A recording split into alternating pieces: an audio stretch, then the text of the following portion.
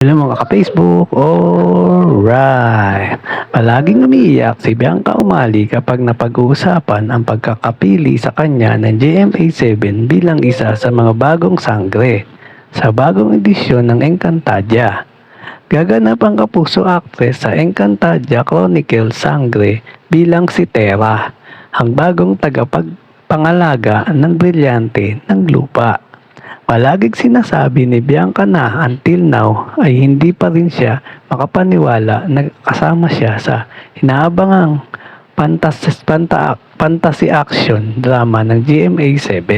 Noong na-announce na yung sangre, I think hindi ko na mabilang kung ilan yung crying photos ko na lumabas. Like in every event, in every interview, palaging may crying photo. Siguro kasi Encantadia is such a huge project of GMA. It's a different world, ang pahayag ni Bianca sa pamayam ng GMA network. To be given the opportunity to be one of the sangres itself, it's very overwhelming to the point na first time kong maramdaman na nakaka-pressure siya ng bongga na hindi ko alam kung paano ko i-handle pero thank you Lord. Ganon yung feeling.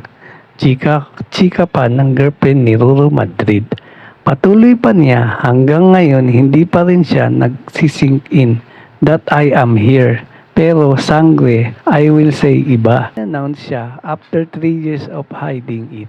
Parang umikot yung buhay ko 360. In 2005, I was 5 years old. Thought I remember seeing flashes of it sa TV. Pero ngayon, to be part of the next chapter, the next book of Encantadia, it's your real. Dugtong pa ng dalaga. Diyan ang totoo. Alright. Thank you for watching po. Follow for more video. Salamat!